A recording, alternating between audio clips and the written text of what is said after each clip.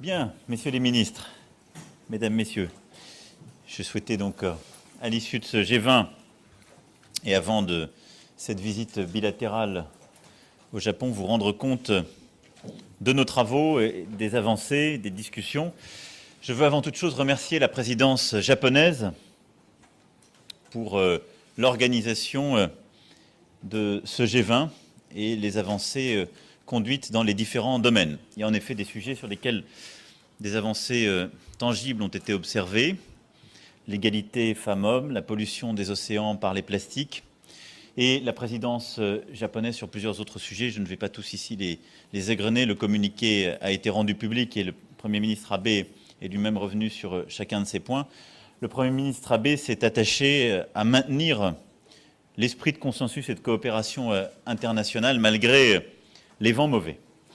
Et en effet, nous venons de tenir ce G20 à Osaka dans un contexte difficile pour le multilatéralisme. Je pense qu'il nous faut tous être lucides.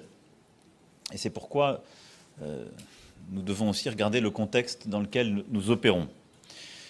Parce que le multilatéralisme est attaqué par plusieurs d'entre nous, parce qu'il a pu parfois se montrer défaillant ces dernières années, notamment pour affronter le dumping commercial, par exemple, et parce qu'aussi nous sommes dans un contexte de crise régionale extrêmement structurante. Je pense à la Corée du Nord, à l'Iran, et je reviendrai sur chacun de ces points. L'option que la France retient depuis le début, et que dans ce contexte de défaillance qu'on peut retenir sur le plan commercial ou économique, ou de tension, l'hégémonie ou l'unilatéralisme ne conduisent nulle part. Ou plus exactement, à fracturer davantage l'ordre international qui est le nôtre. Et donc, ce que nous avons veillé à défendre ici, comme depuis le début, c'est un multilatéralisme fort, efficace, en réformant les règles en profondeur et en essayant de répondre aux problématiques fondamentales qui nous sont posées. À cet égard, il y avait deux sujets principaux qui touchaient nos conclusions, qui ont fait l'objet de négociations jusque dans les dernières minutes. Le commerce d'une part et le climat d'autre part. Sur ces deux sujets, il y a des désaccords autour de la table. Sur ces deux sujets, nous avons réussi à obtenir ou des avancées, ou de lutter contre des reculs. Est-ce pour autant satisfaisant? Non. Mais je considère que la ligne rouge, ou les lignes rouges que nous avions pu définir, n'ont pas été franchies à l'occasion de ce G20. Sur le commerce, les discussions se sont tenues sur le plan bilatéral entre la Chine et les États-Unis. J'ai pu en discuter à l'instant avec le président Xi Jinping. Des discussions vont manifestement reprendre. Mais le cœur de la réponse sur le plan commercial, c'est de restaurer un cadre multilatéral efficace. J'ai eu l'occasion de le dire à plusieurs reprises.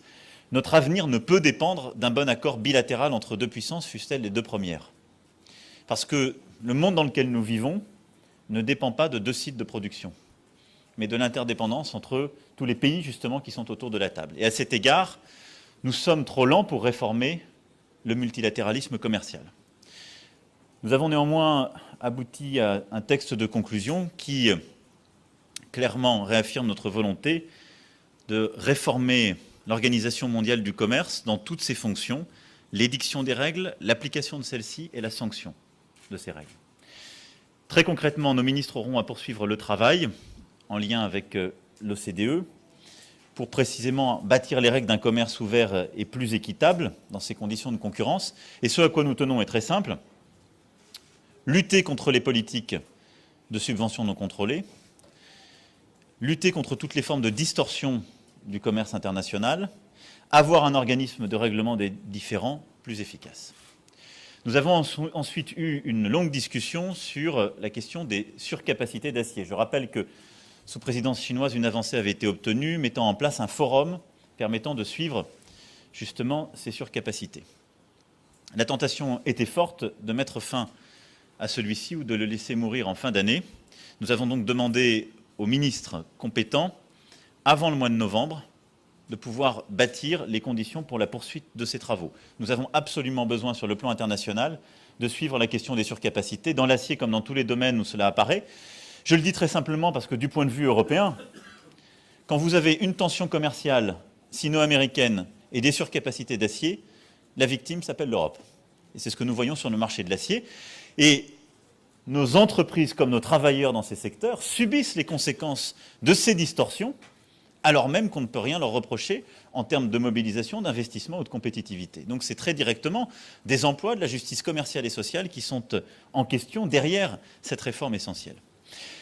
Le texte a permis des avancées, cette fois-ci concrètes, sur deux sujets d'importance, la fiscalité du numérique et la régulation des plateformes. Sur la régulation des plateformes, il a été réitéré sous ce format les engagements que nous avons tenus à Paris en mai dernier, lors de l'appel de Christchurch, pour une régulation plus forte des plateformes numériques et une lutte contre les discours de haine ou l'utilisation de l'espace numérique pour soit défendre le terrorisme ou conduire au terrorisme, soit développer les discours de haine. Sur le numérique, un engagement clair a été pris pour mettre en place une fiscalité minimale sur les sociétés numériques. Et donc, en donnant au ministre des Finances, en lien là aussi avec l'OCDE, un programme de travail qui sera d'ailleurs repris dans le cadre du G7 Finances, puis du G7 que préside la France. Voilà sur les sujets commerciaux et économiques. Nous voyons les tensions qui se poursuivent. Néanmoins, je considère que pour certains sujets, le pire a été évité. Pour d'autres, nous avons su avancer. Maintenant, très concrètement, ce qu'il nous faut réussir à faire, c'est cette réforme en profondeur de l'OMC, sans laquelle nous ne pourrons concrètement faire progresser les questions multilatérales sur ce point. Sur le climat, je l'avais dit avant ce sommet, je pense que nous sommes de plus en plus déconnectés du reste du monde. Les scientifiques, chaque jour, nous rappellent à nos devoirs, en matière de réchauffement climatique comme en matière de biodiversité. Notre jeunesse, chaque semaine, dans beaucoup de pays, nous rappelle à notre devoir. Et on continue à avoir des débats pour savoir si on a le droit de nommer encore l'accord de Paris.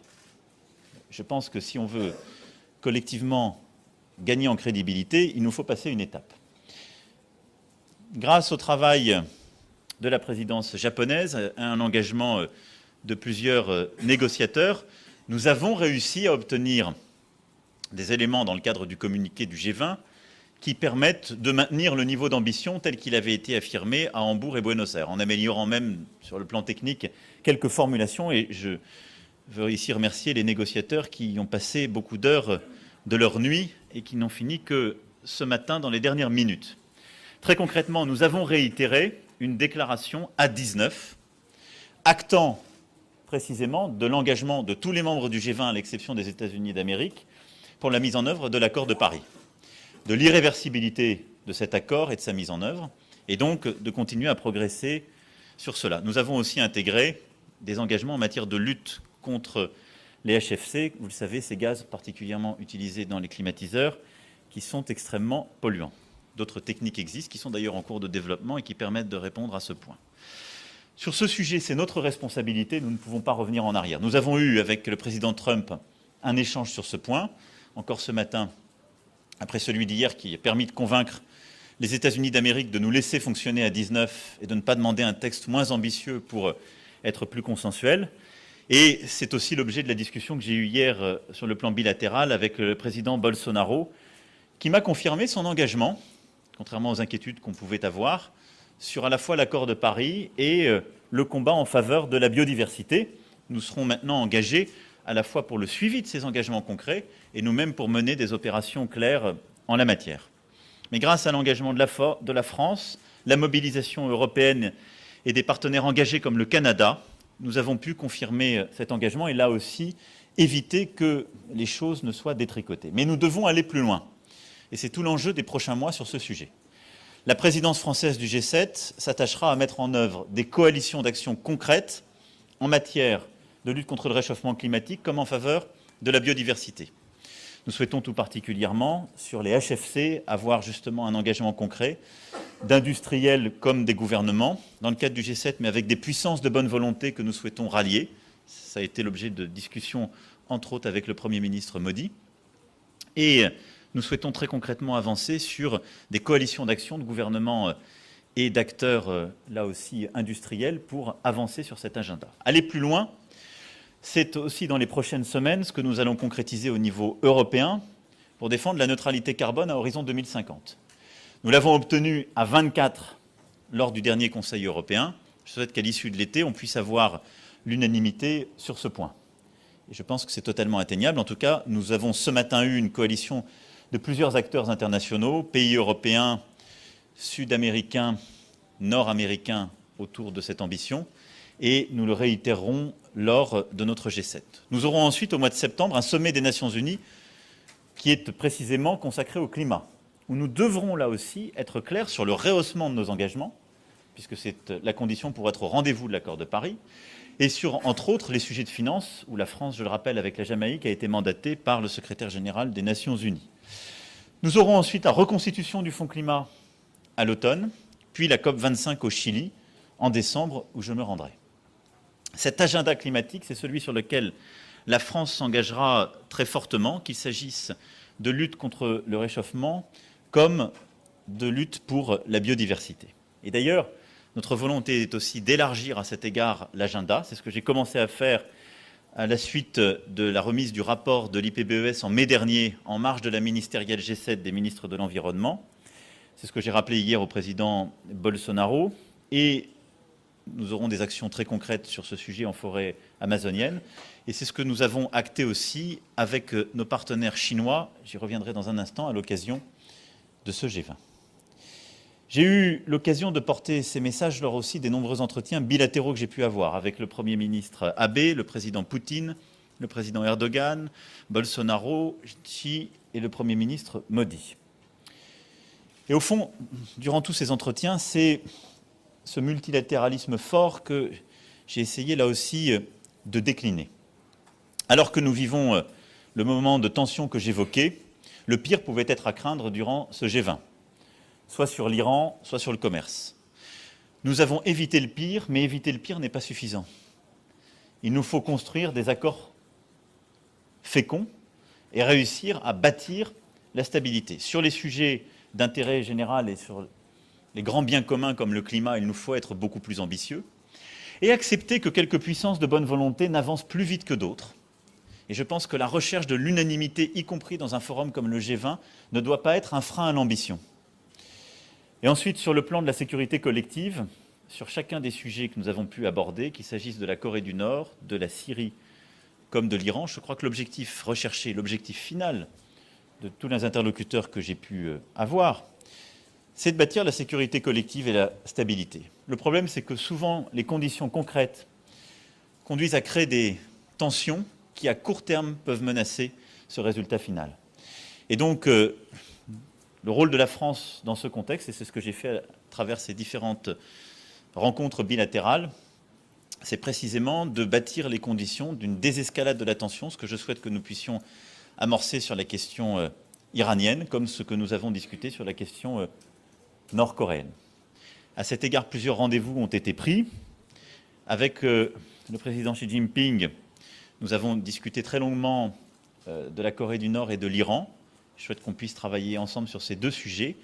Je me rendrai le 5 et 6 novembre prochain à Shanghai et Pékin. Et nous aurons à cet égard la poursuite de la feuille de route bilatérale fixée ensemble à continuer. Mais nous souhaitons aussi avoir un temps fort d'engagement commun en suivi sur la biodiversité et le climat et de pouvoir passer une étape supplémentaire sur nos engagements. Avec le président Poutine, nous avons aussi évoqué les différentes crises que je viens de mentionner et au-delà de celle-ci, la situation en Ukraine. Je souhaite en effet que nous puissions avancer concrètement dans les prochaines semaines pour pouvoir, au niveau des chefs d'État et de gouvernement, réamorcer une réunion en format Normandie. Je ne souhaite pas faire des réunions pour faire des réunions. Je l'ai dit très clairement au président Poutine. Et donc, cela suppose qu'il y ait des évolutions sur les positions aujourd'hui prises. Nos équipes, comme nos ministres, se rencontreront pour poursuivre notre échange nocturne dans les prochaines semaines. Et nous aurons dans les prochaines semaines une nouvelle rencontre bilatérale avec le président Poutine sur ces sujets. Je considère que dans le cadre de la présidence française du G7, il est indispensable que nous puissions prendre cette initiative à l'égard de la Russie, qui consiste d'une part à explorer toutes les formes de coopération que nous pouvons avoir sur les grands sujets de déstabilisation ou de conflit, sans naïveté, mais sans que la porte ne soit fermée. Il ne s'agit pas de changer le format du G7, mais il s'agit d'aller à l'initiative pour construire des solutions utiles. Le Premier ministre Modi sera invité dans la session élargie au G7 et nous développerons avec lui un agenda commun sur le numérique et le climat en particulier. Et il m'a réaffirmé sa volonté justement d'avancer sur ce point. J'ai eu aussi l'occasion, avec précisément mon homologue coréen, d'échanger sur la sécurité dans la péninsule nord-coréenne, avec le président Sisi d'évoquer la stabilité régionale et la situation en Libye, et avec le président Erdogan de revenir sur le suivi de notre réunion d'Istanbul sur la Syrie. Et notre souhait est que nous puissions, à la fin de l'été, au début de l'automne, tenir sous le même format une réunion de suivi, mais à condition là aussi que des avancées soient faites, en particulier sur le plan politique, dans le cadre de la réforme constitutionnelle et des engagements que les uns et les autres ont pris devant les Nations Unies. Je veux enfin dire un mot de deux accords qui ont été signés en marge de ce G20. Le premier, c'est l'accord que nos ministres des Affaires étrangères ont signé entre la Chine et la France. En effet, il s'agit pour nous d'un texte important qui a été préparé dans la suite de la visite du président Xi Jinping à Paris, qui réitère d'une part l'engagement fort de nos deux pays dans le cadre de l'accord de Paris, dans lequel nous nous engageons ensemble à lutter contre les émissions d'HFC avec des solutions concrètes, dans laquelle nous nous engageons ensemble à agir pour le financement du Fonds vert, mais aussi le changement de sa gouvernance. Nous réitérons nos engagements à horizon 2020, notre engagement aussi en vue du sommet des Nations Unies, et nous prenons des nouveaux engagements en termes de lutte en faveur de la biodiversité. Cet accord a été rendu public il y a quelques instants. Je vous renvoie à la lecture détaillée de celui-ci, mais c'est un texte important, un accord important qui permet non seulement de donner une dynamique internationale à nos propres engagements et notre action, mais d'engager avec nous la Chine, ce qui est absolument indispensable si aussi on veut avoir de l'efficacité en termes d'émissions mondiales. L'autre accord qui a été signé en marge de nos travaux, c'est l'accord sur le Mercosur, agréé hier entre la Commission européenne et le Mercosur. Je l'ai toujours dit, un bon accord commercial est bon pour nos entreprises et nos emplois.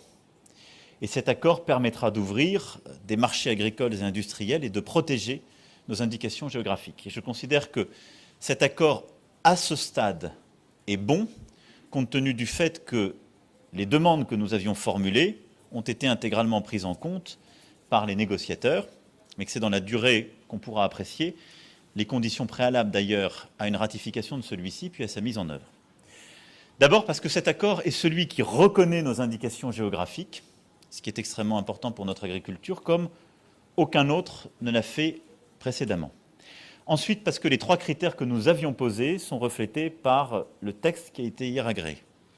D'abord, le respect explicite de l'accord de Paris, pour la première fois à ce niveau, dans un texte commercial. C'est le cœur de la logique que nous avons depuis plusieurs mois mis sur la table. Je l'ai expliqué d'ailleurs il y a quelques semaines, en refusant pour ma part la réouverture des négociations commerciales avec les États-Unis d'Amérique aussi longtemps qu'ils seraient en dehors de l'accord de Paris. La mention de l'accord et les engagements liés à celui-ci sont inclus dans le texte, et le vrai changement de cette négociation dans sa phase finale a été le changement, en tout cas l'affirmation claire que le Brésil s'engageait dans l'accord de Paris et dans la lutte pour la biodiversité. Le deuxième critère, c'est le respect de nos normes environnementales et sanitaires. Aucun accord commercial ne saurait être signé pour dégrader les normes environnementales et sanitaires que nous imposons à nos entreprises, ce qui est là aussi reflété dans l'accord.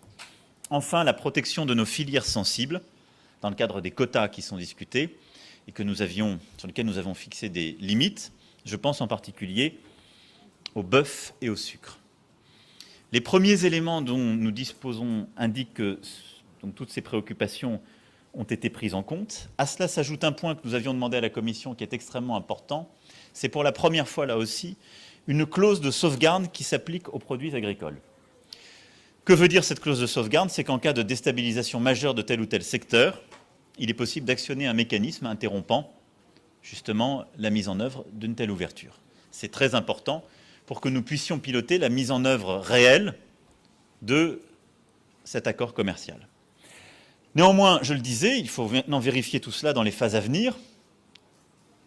Cela va dans la bonne direction, mais nous serons très vigilants sur toutes les rédactions finales sur le processus de ratification et surtout sur le processus de suivi.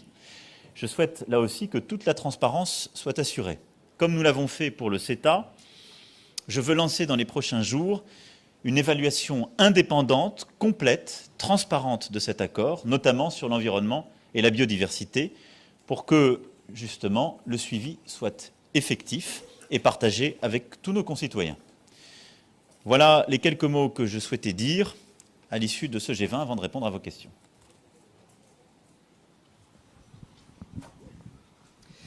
Bonjour Monsieur le Président, Jean-Ami Baudot pour Europe 1. Vous l'avez dit, le texte sur le climat a été donc validé à 19 et donc pas à 20. Dans le contexte, ça pourrait passer pour un succès diplomatique. Vous le disiez, l'urgence écologique. Et là, est-ce qu'on peut vraiment se satisfaire de ne pas aller plus loin? Est-ce que vous regrettez de ne pas réussir à faire changer d'avis les États-Unis? Et puis vous l'avez dit à l'instant, il faut accepter que des puissances de bonne volonté avancent plus vite que d'autres. Est-ce que le G20 est encore un bon format, notamment sur les questions du climat? Alors, là aussi, j'ai toujours cette approche. On peut convaincre. La France fait toujours ses meilleurs efforts pour convaincre le maximum de monde et créer des consensus constructifs. J'ai fait le maximum au printemps-été 2017 pour convaincre le président Trump de ne pas quitter l'accord de Paris. J'en ai reparlé de manière régulière, mais enfin, on ne peut pas reprocher à la France ou à quiconque que ce soit autour de la table d'avoir cette position côté américain. Il se trouve par ailleurs que les États-Unis d'Amérique ont souhaité rajouter un paragraphe dans ce texte dans lequel ils s'affichent comme étant les leaders de la baisse des émissions. C'est donc formidable. Donc sur le fond, il n'y a pas d'opposition. Donc je pense que sur ce sujet, il faut plutôt continuer l'engagement comme nous l'avons fait dans le cadre du One Planet Summit, engager les États fédérés, les villes, les entreprises, les investisseurs américains à suivre l'agenda de Paris et à agir concrètement. Je pense que ce qu'on risquait, c'était d'avoir moins d'États que les 19. Nous avions un doute sur l'engagement du Brésil, il a été levé lors de cette session. Nous avions un doute sur la Turquie, qui a menacé de quitter le Club de Paris. Grâce au travail remarquable fait en lien avec la Banque mondiale, nous avons trouvé un accord permettant de compenser la situation un peu particulière de la Turquie qui, depuis le début, avait voulu faire partie plutôt des États en voie de développement que des États développés. Donc nous avons tenu le club à 19. Nous avons un texte qui est même légèrement plus ambitieux qu'à Buenos Aires, mais nous devons aller beaucoup plus loin, clairement. C'est pourquoi je considère que, comme je le disais, les rendez-vous du G7, du sommet des Nations Unies, de la prochaine COP sont essentiels. À cet égard, ce qui s'est passé à Bonn il y a quelques semaines n'est pas satisfaisant. Donc voilà, on a, si je puis dire, évité en effet de reculer. Nous avons consolidé quelques puissances sur lesquelles nous avions un doute et nous donnons la possibilité d'aller plus loin et nous mettrons notre énergie pour aller plus loin. Mais je ne peux que regretter la position américaine, je ne peux pas faire beaucoup plus de choses que cela. Ensuite, je pense que nous devons amorcer une réflexion sur nos formats. Sur des sujets comme le climat, force est de constater que le format onusien est peut-être plus efficace qu'un format de type G20. Nous allons, dans le cadre du G7, prendre des initiatives nouvelles. Nous allons d'ailleurs bâtir autour des sujets climatiques des coalitions plus larges, je l'ai dit, avec cette volonté d'associer l'Inde et quelques autres à cela. Je pense que nous allons bâtir aussi, et nous avons commencé avec le One Planet Summit à bâtir des coalitions originales, parce que pour la première fois, on a associé des investisseurs et des entreprises. Donc depuis décembre 2017, on a commencé à faire bouger des acteurs, des gestionnaires d'actifs, des fonds souverains, pour aller dans ce sens. Je pense que c'est ça qui est efficace, qui change la vie de nos concitoyens et qui peut avoir un impact. Donc moi, je pense qu'il faut qu'on change en effet nos formats. Aujourd'hui, ces réunions permettent d'avoir beaucoup d'échanges bilatéraux, d'échanger sur les sujets du monde, de se rencontrer. Mais sur des sujets comme le climat, le format doit sans doute être un peu différent. Et c'est pour ça aussi que je pense que le rendez-vous au Chili en décembre prochain est important. Thank you, President Macron. Nancy Hungerford from CNBC. Merci, Hungerford de CNBC, en anglais, s'il vous plaît. Sur l'Iran, est-ce que vous avez été en mesure de proposer un programme avec les autres membres de l'accord sur le nucléaire iranien pour, si jamais l'Iran dépasse ces niveaux, et si c'est le cas, est-ce que vous êtes prêt à proposer des sanctions? Et quelle est votre préoccupation concernant peut-être une mésentente entre l'Iran et les États-Unis qui pourrait mener à un conflit? Alors bien entendu, nous ferons tout notre possible pour éviter un tel conflit. Notre priorité numéro 1 aujourd'hui, c'est la désescalade. Et je pense que la finalité des États-Unis, finalement, est partagé par les 3 pays européens qui font partie de l'accord sur le nucléaire iranien, c'est-à-dire une sûreté totale pour la région et éviter toute acquisition d'armes nucléaires par le régime iranien. C'est l'objectif final. Mais à court terme, bien entendu, il y a un certain nombre de divergences. Je suis convaincu que l'accord sur le nucléaire iranien, c'est le meilleur moyen de surveiller les activités nucléaires en Iran à court terme. Et de facto, nous n'avons rien de mieux que cet accord. Alors que souhaitons-nous faire aujourd'hui? Eh bien, nous souhaitons ouvrir un corridor pour restaurer la confiance entre les différents partis.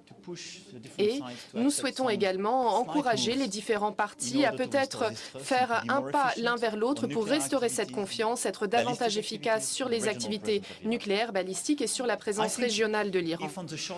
Je pense que si, à court terme, les agences internationales sont en mesure d'enregistrer un certain nombre d'actions qui ne seraient pas conformes avec l'accord sur le nucléaire iranien, eh bien entendu, cela fait partie intégrante de l'accord sur le nucléaire iranien, nous lancerons ce processus. Ce processus, il existe, donc nous le déploierons, c'est-à-dire que nous demanderons qu'une réunion ministérielle soit convenue afin d'évaluer les résultats. Mais ce qui est beaucoup plus efficace, en fait, c'est tout simplement de convaincre les Iraniens de ne pas quitter l'accord sur le nucléaire iranien et de se comporter en conformité avec cet accord. Ce que j'ai dit dès le début, c'est que jusqu'à un temps très récent, les Iraniens, selon les rapports de l'ensemble des agences internationales, se sont comportés en conformité avec l'accord sur le nucléaire iranien. Ils se sont pliés au manuel de cet accord. Maintenant, en raison de l'augmentation de sanctions, en raison de l'intensification des tensions, eh bien, l'Iran menace ceux qui veulent bien l'entendre de se comporter différemment. Alors c'est un risque majeur qui se pose, mais qu'allons-nous faire? Eh bien, nous n'allons pas opter directement pour les sanctions. Non, nous allons agir précisément en appliquant le traité qui a été signé en 2015 et en mettant en œuvre complètement l'accord sur le nucléaire iranien. Mais en parallèle, ce que nous souhaitons faire, c'est construire un dialogue nouveau pour développer un accord nouveau. Parce que je comprends tout à fait la finalité du président de l'Iran, c'est-à-dire de créer un accord qui est plus ambitieux, qui va encore plus loin. C'est l'objectif, bien entendu, et c'est mon objectif également, mais sans créer des tensions à court terme et sans escalade des tensions. Je vous remercie. Êtes-vous satisfait de la trêve annoncée ce matin entre Donald Trump et Xi Jinping sur la dispute commerciale? Et pensez-vous qu'elle va durer plus longtemps que la précédente qui avait été à Buenos Aires et qui va durer que quelques mois? Et pensez-vous qu'elle ne va pas être au détriment de l'Europe? Alors d'abord, je pense que c'est une bonne nouvelle pour tout le monde. Ensuite, je ne pense pas que ce soit au détriment de l'Europe, parce que quand il y a des tensions commerciales entre les États-Unis et la Chine, cela crée des tensions sur les marchés tiers, dont l'Europe. Je l'expliquais tout à l'heure en prenant l'exemple de l'acier. Quand les États-Unis mettent des barrières à l'entrée aux productions chinoises en matière d'acier, vous avez des productions qui se déversent en plus grande quantité en Europe avec davantage de dumping. Donc ça n'est pas bon pour nous. Donc, 1, je pense que c'est une bonne nouvelle. 2, c'est bon pour l'Europe. 3, je ne suis pas en capacité de prédire l'avenir. Trop d'incertitudes.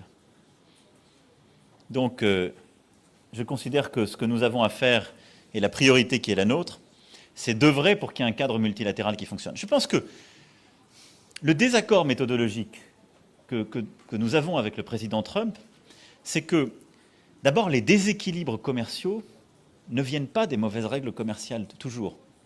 Ils viennent aussi des différences de compétitivité ou des équilibres de nos économies. Je le dis, nous avons encore un déficit commercial. Ensuite, je pense qu'on ne règle pas les problèmes du commerce mondial par des accords bilatéraux. Donc, je me félicite de cette détente. Elle est bonne pour nous, mais je pense que nous, on doit mettre notre énergie avant tout, comme je l'expliquais, à aller beaucoup plus vite et plus fort sur la rénovation du cadre commercial multilatéral. Il faut que celui-ci soit beaucoup plus efficace, il faut qu'on protège mieux la propriété intellectuelle, qu'on lutte mieux contre les surcapacités, qu'on lutte mieux contre les subventions cachées, et qu'on intègre l'objectif climatique et social, comme je l'ai expliqué plus longuement à l'OIT, dans le cadre de nos politiques commerciales. Si on fait ça, je peux vous dire que derrière, on a un ordre commercial qui fonctionne sur le plan multilatéral, et vous n'avez plus un commerce qui se fait au détriment de vos salariés quand vous êtes dans tel ou tel pays. Si vous n'avez pas l'industrie considérée, vous êtes toujours obligé d'importer. mais vous n'avez plus de biais sociaux ou environnementaux comme ils peuvent exister aujourd'hui. C'est ça le cœur de la bataille qu'on doit mener. Mais je ne suis pas le spectateur ou inquiet ou heureux d'un tandem sino-américain. La France, elle agit. Oui, c'est Valentina Pop du Wall Street Journal. C'est aussi une question sur les tensions commerciales entre les États-Unis et la Chine. Vous avez dit que vous avez rencontré le président Xi Jinping. Donc, est-ce que lui, il vous a dit un peu sur comment il voit les tensions avec l'Amérique et les perspectives pour que ce trêve reste plus longtemps? Et aussi, s'il a mentionné Huawei et des problèmes avec cette compagnie. Comme vous savez, les Américains ont des problèmes avec cette compagnie. Merci. Alors, vous savez, je ne suis jamais très friand de dire en conférence de presse les échanges que j'ai eus avec d'autres dirigeants, sauf à ce que nous l'ayons nous-mêmes agréé, et a fortiori quand ça ne concerne pas la relation bilatérale. Je trouve ça un peu étrange. Donc je vous invite à poser cette question au président Xi Jinping. Mais moi, mon rôle en conférence de presse, ce n'est pas d'expliquer ce que le président Xi Jinping pense du président Trump ou de l'action des Américains à l'égard d'un opérateur de télécommunications. Les deux ont dit qu'ils avaient acté plutôt de repartir sur des négociations et donc de baisser la tension. Très clairement, Huawei fait partie de ces tensions, donc ça veut dire qu'il y a plus d'ouverture qui est marquée sur ce sujet. Mais moi, je n'ai pas tellement plus à dire sur ce point. Président, Jeff Wittenberg, France 2. Il y a eu une déclaration qui a eu beaucoup d'écho lors du début de ce G20, c'est celle de Vladimir Poutine qui a estimé que le progressisme, je le cite, avait vécu. Or, lors de votre entretien hier, vous avez tenu à dire votre vérité à vous, je vous cite, « Les démocraties libérales ont beaucoup à faire et à apporter », avez-vous dit en sa présence. Est-ce qu'il vous en a reparlé au cours de votre entretien, même si vous ne voulez pas forcément nous là, ça nous concerne tous les deux, je suis plus à l'aise. Voilà. Et est-ce que finalement il vous a répondu? C'est la première question. Et la deuxième question, est-ce que dans ce contexte, il est souhaitable que nous renforcions, que la France renforce, comme vous l'avez dit à l'instant, ses liens avec un pays, la Russie, qui conteste finalement l'intérêt de la démocratie? Merci, Monsieur le Président. Bon, moi, j'ai fait part, dès le début de notre entretien hier au président Poutine, de mon désaccord sur ce point. Quand on regarde l'ordre mondial dans lequel on vit, on ne peut pas ne pas constater qu'il y a une crise des systèmes démocratiques. C'est vrai. De la même manière qu'il y a une crise du capitalisme contemporain. Donc quelque chose qui a été inventé en Europe et qui est né au XVIIIe siècle, qui a construit les équilibres sur lesquels nous vivons, est en crise. Donc je pense on ne peut pas rester sur le logiciel d'il y a quelques années. Et on ne peut pas simplement dire c'est mal quand il y a de l'illibéralisme qui naît dans tel ou tel régime, parce qu'à la fin des fins, dans beaucoup de démocraties, les gens sont de plus en plus tentés par cela. Donc nous devons nous apporter une réponse. Quand on croit, qu'est-ce que c'est les démocraties libérales? Sur le plan philosophique du terme. C'est le fait qu'on met la liberté individuelle, l'autonomie de la personne libre et rationnelle au-dessus de tout. Et qu'on considère que le pouvoir politique est au service de cela, de ce projet. Et après, chacun a ses spécificités. On fait nation, chacun de notre manière. Une démocratie libérale, c'est une démocratie, ou approchant une démocratie, qui considère que la liberté des individus n'est pas la première valeur, qu'il y a quelque chose de plus important, qui peut être donc le leadership de l'un ou le compromis culturel qu'on a à un moment bâti. C'est vrai que c'est en train de monter partout. Parce que je pense que nos démocraties ont une crise à la fois d'efficacité et de grands récits. Et donc le défi qui est le nôtre, c'est de rendre nos démocraties plus fortes, de la même manière qu'il faut rendre le multilatéralisme plus fort. Non pas être naïf, non pas sauter comme un cabri en disant démocratie libérale, non. Convaincre nos populations en disant voilà pourquoi c'est mieux. Parce qu'à la fin, c'est vous.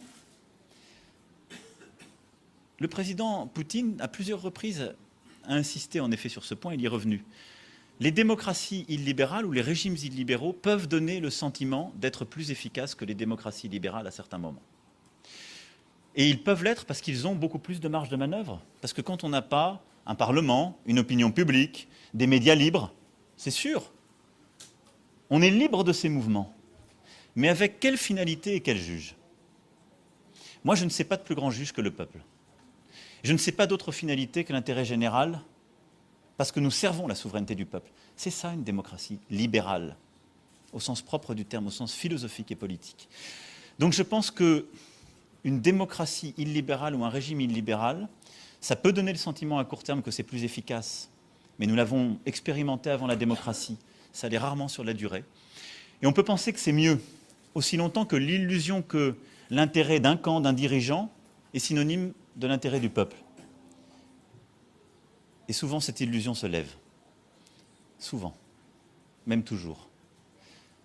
Donc je pense qu'à la fin, il n'y a pas de plus grand juge et de meilleur juge que le peuple souverain. C'est pour ça que je crois aux démocraties libérales. Je pense que dans un monde complexe, elles doivent se réformer, elles doivent retrouver de l'efficacité. Je pense que dans un monde où nos concitoyens ont besoin de rêver, de croire à des grands récits, il nous faut retrouver cela, mais il ne faut jamais perdre ce qui a fondé la modernité européenne, puis nos valeurs universelles, qui est le primat de l'individu libre et rationnel. Je crois qu'il n'y a rien de plus grand. Donc je pense sur ce sujet que nous avons un désaccord qui est irréductible, mais nous continuerons de travailler. Sur la Russie, je pense qu'il est absolument fondamental de travailler et d'avoir des discussions extrêmement intenses sur tous les sujets. C'est ce que j'ai souhaité, dès les premières semaines de mon mandat, mettre en œuvre, dès l'invitation de Vladimir Poutine à Versailles. Nous avons ensuite lancé le dialogue de Trianon sur le plan intellectuel et culturel, relancé plusieurs actions et forums conjoints. Nous aurons d'ailleurs en septembre un format 2+2 pour la première fois depuis plusieurs années qui sera réitéré. Mais au-delà de cela, ma conviction profonde, c'est que la Russie aujourd'hui s'est mise en faute sur le sujet ukrainien. Et nous devons réussir à trouver une solution conformément aux accords de Minsk. Là-dessus, je considère que c'est à la Russie de faire un effort aujourd'hui en lien avec l'Ukraine. Mais nous avons beaucoup de sujets communs. La Syrie, l'Ukraine donc qui est à nos portes, beaucoup de sujets en Afrique, le sujet du désarmement collectif et justement de la pacification de l'Europe, et plus largement, nous avons à bâtir une nouvelle architecture de confiance et de sécurité entre l'Europe et la Russie. Nous n'avons pas la mer qui nous sépare, nous ne sommes pas à l'autre bout du monde. Il suffit de regarder une carte pour voir que nous avons destin lié. Et donc, sans faire des concessions sur nos principes et nos finalités profondes, nous avons besoin de réinstaller une nouvelle grammaire de notre relation avec la Russie. J'en suis profondément convaincu. Ça suppose des efforts de la part de la Russie, des gages. Quand je parle de confiance, ça suppose sur la cyberactivité de changer de comportement, ça suppose d'avancer, mais nous pouvons aussi bâtir de nouveaux partenariats. Je pense que cette route que nous n'avons pas su collectivement prendre après la chute du mur de Berlin, et qui a conduit plutôt à ce qu'il y ait une divergence entre l'Europe, l'OTAN d'un côté et la Russie de l'autre, il n'est pas bon dans la durée pour nous. Et donc c'est à nous de trouver les voies justement d'un nouveau rapprochement, sans naïveté, sans complaisance, mais avec une vision stratégique de long terme forte. Donc c'est pour ça que nous allons intensifier nos échanges, essayer de mettre tout le monde face à ses responsabilités. Constantin Simon, France 24. Vous nous confirmez donc que vous n'avez pas rencontré Donald Trump en entretien bilatéral? Est-ce que vous n'avez pas voulu? Est-ce que vous n'avez pas pu? Est-ce que c'est Donald Trump qui n'a pas voulu? Comment vous avez vécu? C'est pas un peu une déception? Je vous rassure, pour ma part, j'ai vu et reçu le président Trump il y a quelques semaines. Donc je ne suis pas en manque ni en grande frustration ou déception. Nous avons des échanges très réguliers par téléphone. Il se trouve que je pense être celui qui a passé le plus de temps avec lui ces dernières semaines, nous avons fait des cérémonies en commun et nous avons eu un long déjeuner le 6 juin dernier. Et nous avons échangé à 2 reprises, hier soir et ce matin, en marge de nos échanges. Nous n'avions pas formellement monté une bilatérale. Pourquoi? Parce que nous nous voyons de manière assez régulière. Et il se trouve que ces forums sont plutôt utilisés pour voir celles ou ceux que vous n'avez pas l'occasion de voir aussi souvent.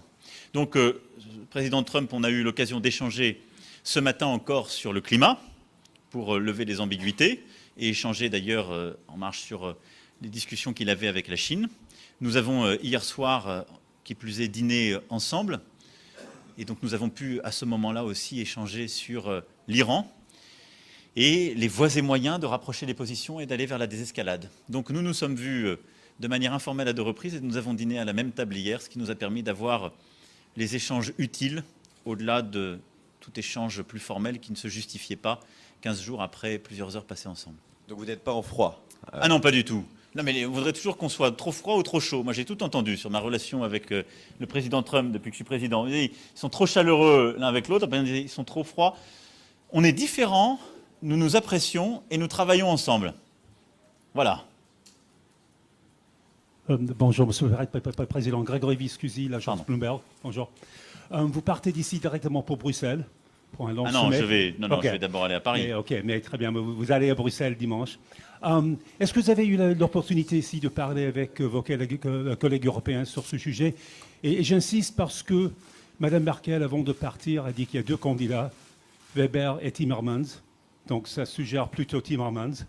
Donc je vais avoir votre avis. Il y a eu des échanges qui se sont tenus en marge de ce sommet. Plus exactement, une consultation qui a été organisée par le président Tusk, comme d'ailleurs c'est son mandat. Nous avons exprimé quelles étaient nos préférences, nos sensibilités. Moi, j'ai toujours la même approche, qui est de le faire en fonction du programme qui est le nôtre et de nos priorités. Après, nous sommes 28 autour de la table. Il se trouve que nous n'étions pas 28 aujourd'hui. Donc, moi, je ne suis pas président du Conseil européen et je ne sais pas ce que les autres pensent. Donc, je ne vais pas ici faire ni de pronostics, ni donner quelques couleurs. J'ai trop de respect pour l'ensemble de mes collègues européens qui doivent continuer à être consultés par le président Tusk. On a décidé d'un processus. Le président Tusk consulte, il parle aux uns aux autres, il coordonne. Il faut que tout le monde donne son avis et on verra le consensus qui se dégage, soit l'unanimité, soit au moins une majorité claire, en tout cas l'absence de toute minorité de blocage pour tel ou tel candidat. Donc il faut encore attendre demain soir, mais je pense que les choses avancent et qu'elles pourront déboucher demain soir. Moi, en tout cas, c'est l'objectif que je me suis fixé et je pense que c'est indispensable.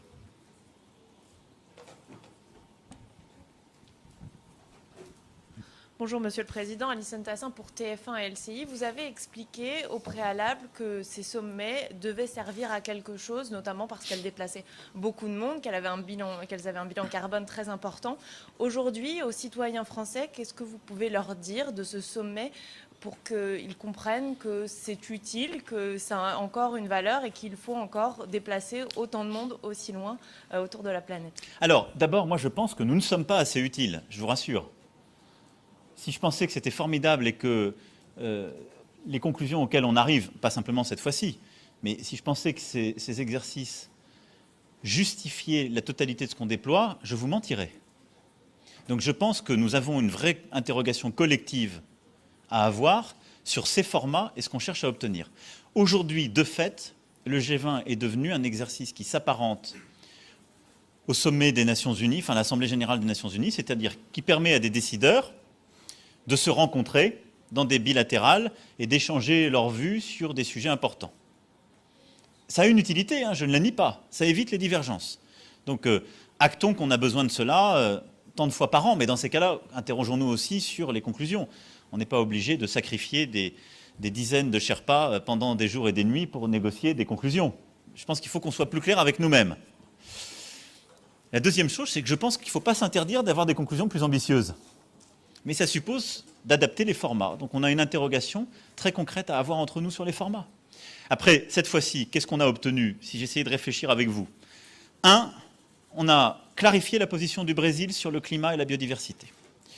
2, on a maintenu dans le camp de l'accord de Paris la Turquie qui hésitait, qui était en train de partir. 3, on a conforté les financements, en particulier de la Banque mondiale, sur ce point. 4, on a réussi à avoir des avancées sur la fiscalité du numérique sur le plan international, sur la régulation des plateformes et sur la consolidation d'une dynamique indispensable sur le multilatéralisme commercial. Je passe après sur les sujets qui ont avancé, égalité femmes-hommes, plastique, etc. Et ensuite, on a pu avoir cet accord sino-français, qui était important sur le plan climatique, et on a pu avoir des discussions structurantes que je n'aurais pas pu avoir sinon sans ces rendez-vous, en particulier avec le président chinois, le président russe, le Premier ministre indien et le président turc, sur les sujets de la Syrie et de l'Iran. Donc par rapport à ça, si je dois rendre compte aux citoyens, aux contribuables français du bilan carbone, c'est plus efficace d'avoir fait un seul trajet que d'avoir fait 4 trajets pour faire ces bilatérales avec les dirigeants que j'évoque. Voilà, pour vous répondre très directement sur le bilan coût-avantage de cette affaire.